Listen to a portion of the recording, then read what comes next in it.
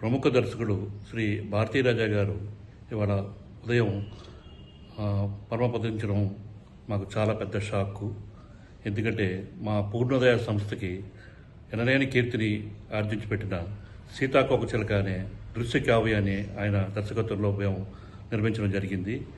ఆయన ఒక trend setter, తమిళ film ఫీల్డ్కి ఒక ట్రెండ్ సెట్టర్. అంటే అప్పటిదాకా స్టూడియోస్లోనే ఎక్కువ షూటింగ్ జరిగే రోజుల్లో నుంచి ఒరిజినల్ లొకేషన్స్కి తీసుకొచ్చిన ఘనత భారతీరాజా గారికే దక్కుతుంది. ఆయన తీసిన 16 వైదనీలే మొట్టమొదటి సినిమా.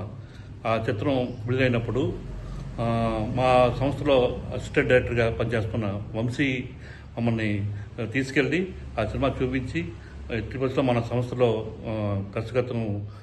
ఆయన దర్శకత్వంలో ఒక సినిమా చేయాలనేది మా నాన్నగారికి చాలా ఒత్తిడి తీసుకొచ్చి మేము భారతీరాజా గారిని కలవడం జరిగింది.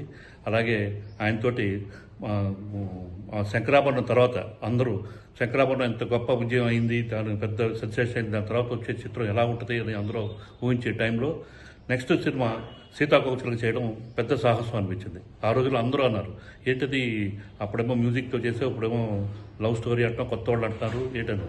ఆయన ఒక నాన్నగారు భారతీరాజా గారి మీద ఉన్న నమ్మకంతో అప్పట్లో ఆయన అలైగళ్ళ ఓయి విధులైన సినిమాని డబుల్ లాంగ్వేజ్ చేద్దాం, తెలుగులో మీరు చేయండి, తమిళ్లో నేను ఇళయరాజా గారు చేస్తున్నాం, తెలుగు వర్షన్ మీరు చేయండి అంటే ఇది సైమల్టేనియస్ ప్రొడక్షన్, రీమేక్ కాదండి. ఇది చేస్తే తమిళ్లోనూ ఘన విజయం సాధించింది, తెలుగులోనూ అలాగే భారతీరాజా గారిలో ఉన్న గొప్ప విశేషం ఏంటంటే కథ విషయంలో నాన్నగారు కొన్ని ఏమైనా సజెషన్స్ ఏమైనా ఇచ్చినా కూడా అది ఆలోచించి నిజంగా బాగుంటే అది అలాగే ఆయన తీసుకోవడం, అది తెరకెక్కించడం జరిగేది. ఉదాహరణకి ఆ చిత్ర క్లైమాక్స్ విషయంలో భారతీరాజా గారేమో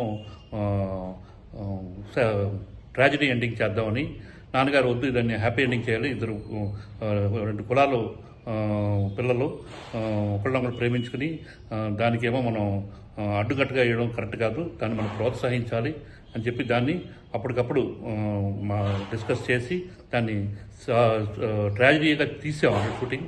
దాన్ని మళ్ళీ హ్యాపీ ఎండింగ్ చేసి ఘన విజయం రెండు లాంగ్వేజ్లోనూ, తెలుగు తమిళ 2 లాంగ్వేజ్లోనూ సూపర్ డూపర్ హిట్ అయ్యి అప్పట్లో సీతాకోకచిలక సినిమా ఒక ట్రెండ్ సెటర్ అయింది తెలుగు ప్రేమ కథల్లో.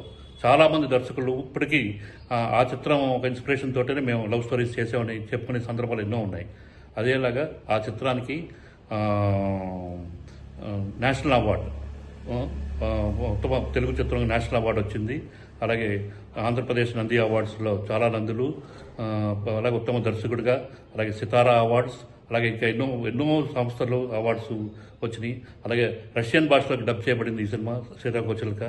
అలాగే చాలా పెద్ద సెన్సేషన్. మా పూర్ణోదయ లిస్టు ఆఫ్ జెమ్స్లో సీతాకోకచిలక కూడా ఈక్వల్ ప్లేస్లో చోటు చేసుకుంది. అంతటి గొప్ప చిత్రాన్ని మాకు అందించిన భారతీరాజా గారు ఇవాళ లేకపోవడం చాలా ఇది. ఆయన పరమపదించడం ఆయనకి మనశ్శాంతి, వాళ్ళ కుటుంబంలో అందరూ ధైర్యం కలిగించాలని, అలాగే ఆయన ఆత్మకు శాంతి కలగాలని ఆ భగవంతుని కోరుకుంటున్నాను.